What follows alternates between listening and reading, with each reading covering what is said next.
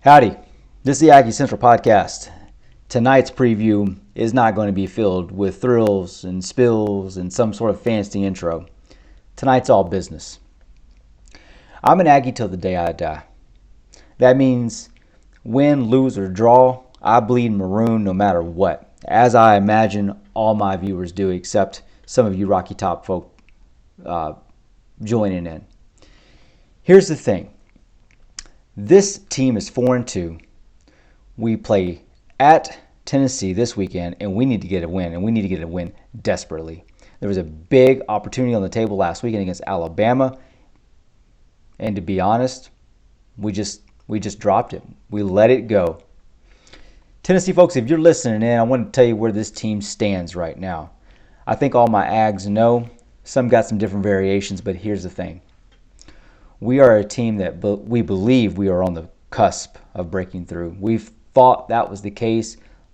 Last weekend's loss was pretty sobering. We're wondering now, can Jimbo get it done? Most of us have been questioning this for at least a year now, but it's really starting to become part of our identity, is whether or not he is going to be the guy to do it. We're wrestling with whether or not he has hired the right coordinators. And honestly, I think it's a reasonable point to say that he just catch lightning in a bottle in 2013. That's what's going through our mind right now. That's where we are. Volunteers. These are people who've got a team that's on the come up. They made a splash last year. They're doing well this year. We got one loss to Florida. I'm sure y'all weren't happy about that, but they're basically trying to make a run at the East and probably match up against Alabama in the SEC championship. They'll have to go through Kentucky and Georgia to make that happen, but it's possible. They feel like it's a pretty good shot. From what I've been able to gather, I would have to agree. Let's jump in and take a look at these teams and see what's going on with them, and I'll let you know exactly what each are going to be up against. Starting off, these are stats I gave you last week. I think they give you a really great overview of what the Tennessee offense is going to look with the Tennessee defense. Okay, so let me tell you about this Tennessee offense.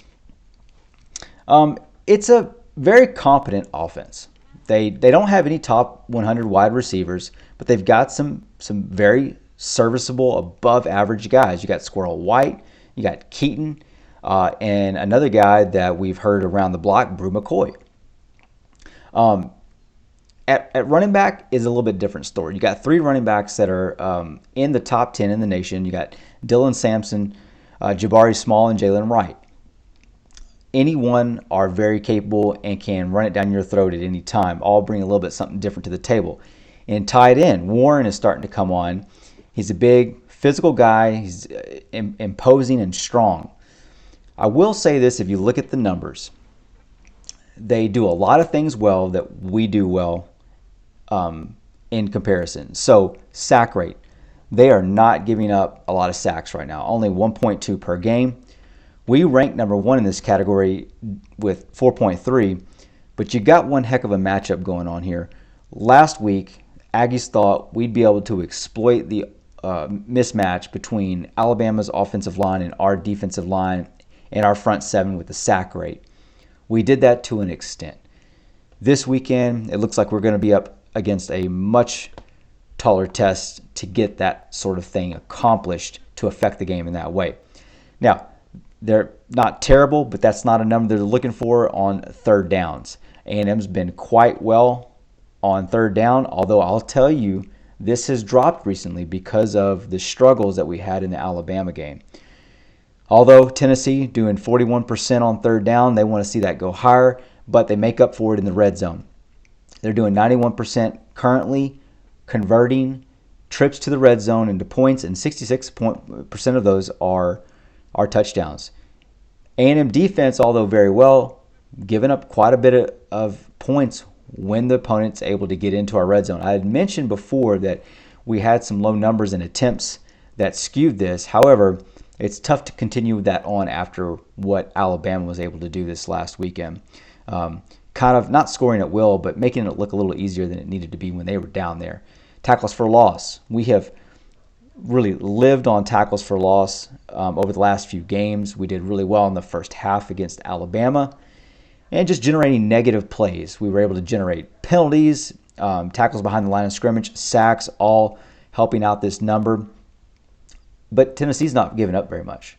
They're giving up very few tackles for loss, and that is just not an area we probably are going to be able to count on to get them behind the sticks. Okay? And we see that. We see that bear out in scores. They're averaging 36 points per game. We're limiting opponents to 9.8. However, we've also seen that rise almost 2 points, I believe, in the last, just since Alabama. Maybe it was only a point, but it's somewhere in that neighborhood where we have now kind of paid a little bit of a toll for giving up long yardage passes and then those trips into the red zone. More than that, volunteers. Let me tell you how you go about attacking our defense with your offense. Y'all have got an offense that is very capable. I'd say it's probably the most complete offense that we will have faced. It's good in pretty much every area. It's not a top end by what I would deem the wide receiver room, for instance, is not made up of some of the most high profile names in production, but they get the job done. Same thing with the running backs. They do have, like I said, the guys in the top 100. They're very effective. But when it comes to Joe Milton throwing the ball, his marquee is going to be his big arm. But he's not making some sort of huge splash. Only about 1,100 yards on the season so far. And so I would not say that they have got, probably the best offense that's out there, but they don't have a lot of weaknesses. They don't have a lot of huge strengths, though, either. The interesting dynamic is going to be how that plays out. And you can see how these numbers go, and you can see why they are what they are. Pass, they're 70th. Rush, they're 7th. Long plays from scrimmage, 40th. So they do well there. My number at the bottom is first down efficiency. And this is essentially a number that tells you how many first downs it takes them before they get a touchdown. And 4.2 is a really nice number. Our defense is doing 4.8. Maybe that's a factor of having played some easier teams, even with some of the knocks on Arkansas and Auburn that were out there. I didn't really think that was warranted for Arkansas. However, we might have benefited a little bit from that. 4.8 is still a very good number. Now, in sort of our matchup defense, I will say that other than Florida at number 16, the best defense that Tennessee's faced has just been South Carolina. And they're only at 63. So you don't really have, say, you do have some context there to understand what they've been up against. I wouldn't put a lot of stock into it. I think their offense is still very good. And I think one of the things that they need to do is they need to go at what every Aggie will tell you they need to go at. Really, Tennessee, here's what y'all need to do. Just pipe Heupel into this podcast right now. Ring him up. Tell him, you got to get over to the AggieCentral podcast. It's imminent right now. You don't have to game plan for the week. He'll tell you what to do. Okay? Now, I'm a self-admitted armchair quarterback, so you shouldn't take anything I say seriously. So don't call him. But here's what I mean. And I would be surprised if you got any pushback in the comments on this. Okay? So basically, you need to throw the ball down the field. You need to throw it past 20 yards, and you need to specifically throw it at DeBerry. He has been probably our weakest link. I think that's fair to say. I'm not trying to come at the guy. I see some plays that he makes. I understand kind of what's going on, but it's just a simple fact. If you were going to game plan and scheme this team right now, what you would do is you would throw to him, and you would throw to him often, and you would throw down the field. He's a little bit on the smaller side.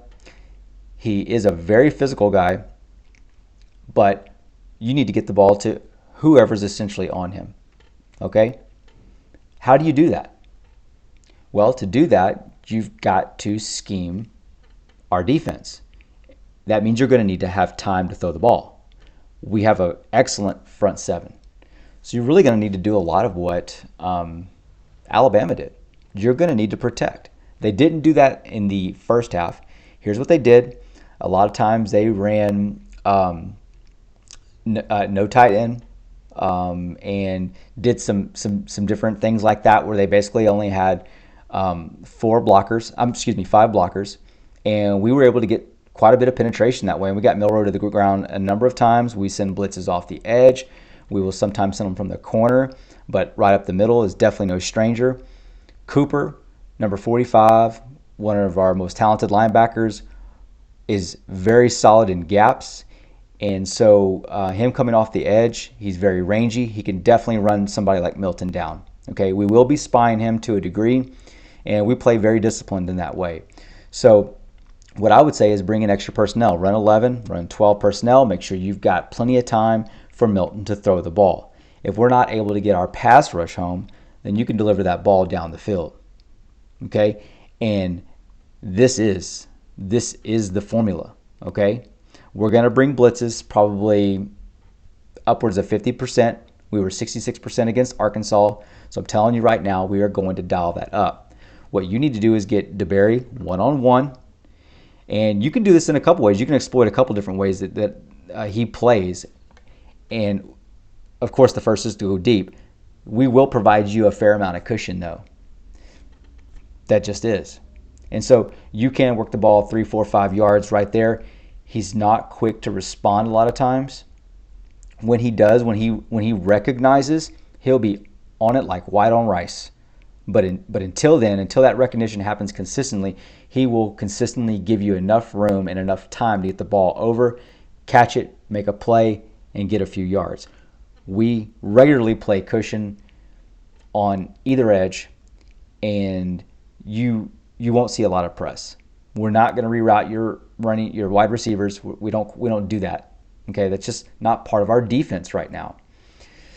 So that's how you scheme it. That's how you scheme us.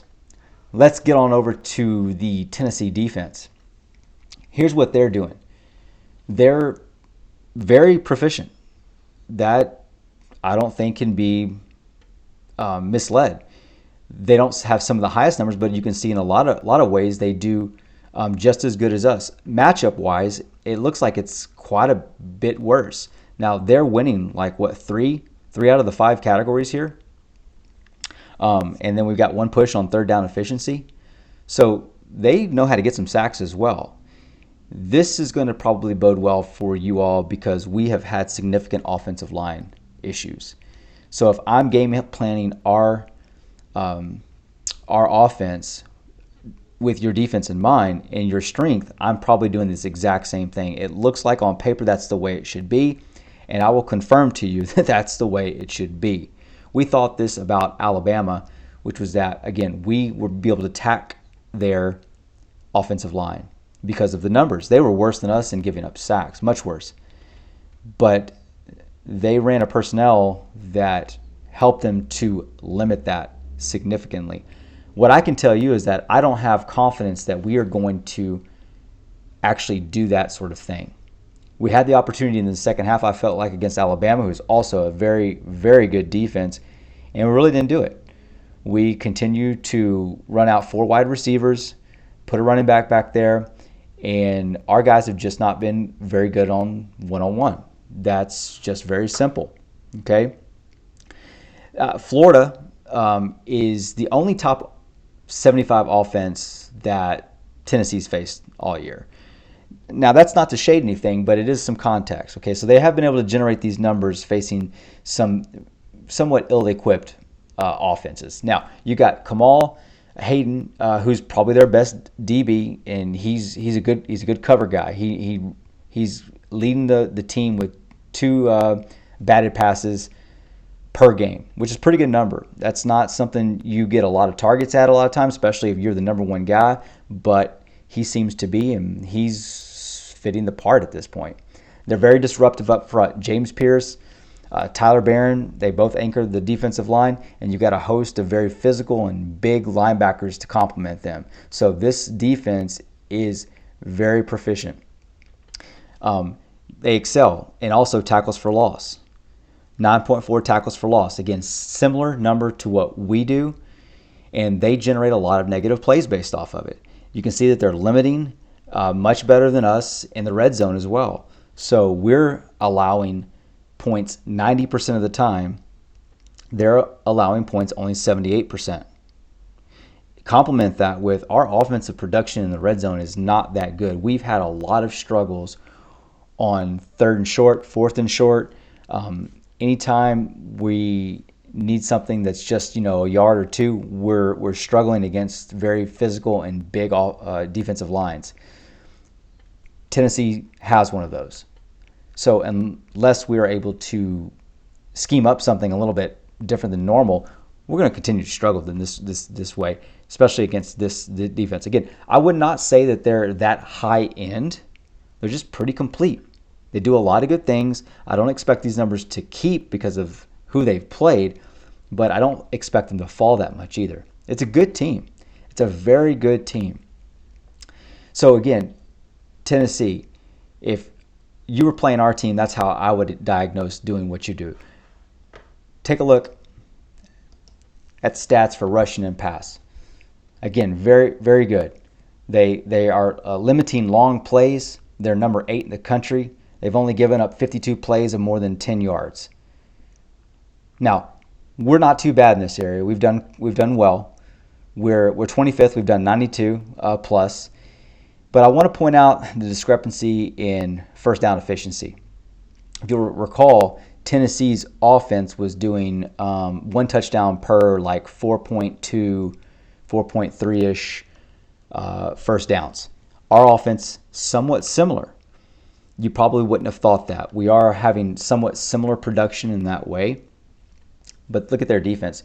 Their defense is limiting opponents at a much higher rate. So they're requiring over 6 first downs just to get 1 touchdown. That's a really, really good number. We don't see that often. If you tuned in a lot last year, it's about this time I get into this number because I feel like we've got a team that's really come into their own. Whatever they're doing now is probably what they're liable to average. And so that's what they're doing. Probably going to come down a bit as they're going to get into SEC play much heavier now and play a little bit better defense. A little bit better offenses as well. And so this will probably come down just a bit. Some things I kind of wrestle with, y'all, is when you're going to play a team, do you try and tailor what you're going to do to exploit them, or do you just try and do what you do best? Okay? So let me talk about something that I see we could exploit for Tennessee now. Tennessee, if you've been listening, I've told you everything you need to know about A&M, basically. How our offense and defense work, what we do well, what we don't. Here's what I was able to get whenever I was watching Tennessee work. Their lone loss comes to Florida. On offense, what Florida was able to do is something I feel like we've wanted to do all year long, and we just haven't. That is to pre-snap motion, get the ball down the field, distribute the ball. Look, here's the thing. The Tennessee defense plays very similar to the A&M defense. They're running 2 high safeties, and most of the time they're in a 4-2. Okay, that's fine. They will work the safety down when they believe it's going to be a run. Otherwise, it's a read. What held them where they were was very similar concept to what held Arkansas's running linebackers about 2 years ago when they beat us. They do a lot of RPO. Almost every play is an RPO. It's a read, it's a pull, it's a throw, it's a give, it's a go. They want to put the ball where the ball needs to be. Okay, so they're really good at the RPO. And so they'd read the edge, they'd read the safety, and they were very good at getting the ball where it needed to be. There's just no other way to say that. But more than that, they created a lot of eye candy before the snap. So they're just kind of trotting out, girl holding up the sign, walking around the ring, or they've got the whatever it is that you want over here that's going to catch your eye. They're running their running backs across a lot of times, or running a receiver across, or they're moving running back out, and they're throwing the defense off. Okay, that's what was able to get Tennessee into some bad situations. So they get that linebacker looking this way, but then they've started to run the play. They've given the ball. The linebacker's taken his eye. These are the classic eye violations that Jimbo talks about, right? And then for that split second, they've not reacted in the time that they needed to react, and now they've gotten themselves out of position. That's how this works, okay? That's why you have to watch your eyes when you're walking down the sidewalk with your wife. You can't just be looking over like that. That's disrespectful, right? You're committed here. Don't go after the eye candy, okay? That's what more can be said. Same thing applies for football, y'all. So you can't be looking over here when you've got to be over here. And Florida did a really good job dialing that up so that Tennessee would take the bait. Didn't work every time, but it worked enough that they were able to generate quite a few really nice run plays. And then off the RPO, very easy throws. And they just made it look quite a bit easier than we have done anything all year long. Here's the thing. Off of this seems to be the prescription. But do we play to our strength, or do we play to what we think their weakness is? It's a chicken or the egg kind of situation, right? 6 one way, half a dozen the other. I don't know. Maybe it's a philosophical question that somebody else can answer. But this is the dilemma that we are in right now. Do we try and play to our strength on offense, the things that we do well, which we know we need to protect the quarterback? So we're going to need extra blockers, or we're going to need some other form. I wish what we would do is start running a lot of pre-snap motion. So this gets me to my first key. The pre-snap motion is something we thought we were going to see a lot more of, and tempo, and we haven't done a lot of it. I don't think we've done a very good job of trying to create chaos before the snap so that we can get the defense out of position. Okay? So with the RPO and the motion again, what that's trying to do is get the linebackers in particular to react in a slightly inconsistent way. And then what happens is they get bunched up behind, let's say, a pulling guard who is creating a wall because they pulled from right to left. And now the linebacker has reacted to the right side of the offensive line, but now he's blocked off, and they get basically the equivalent of a 2-for-1. They get a BOGO. How about that? I'd love to have a BOGO, wouldn't you? Buy one, get one free. And so he reacts over here on the right side of the offensive line, and then we get one offensive lineman blocking his guy, but then he gets, by virtue of this situation, he gets the linebacker blocked as well. And they generated quite a few plays off this, and that's what all of this, I believe, is meant to do. And we've just kind of like washed our hands of it. If we bring some of that back, for whatever reason, while we're not, who knows, we might be able to do a little bit more of this. But I think it would be good for us to run 20 personnel like Florida did. That's 2 running backs is what they did a lot of times. You didn't know if they're going to go left or go right. One's going to lead, who's going to go. And again, it was all working off an RPO. So all that little bit of motion got all the linebackers just out of whack for a large portion of the game. On the flip side of the ball, really what we need to do is embrace who we are, or just get better. How else to say it? Make adjustments is what that means, though. We know what DeBerry is capable of, and we know what we saw whenever Damani was supposed to be kind of covering high. And this just kind of is what it is. We either have to adjust and be better there, or we're going to have to account for it.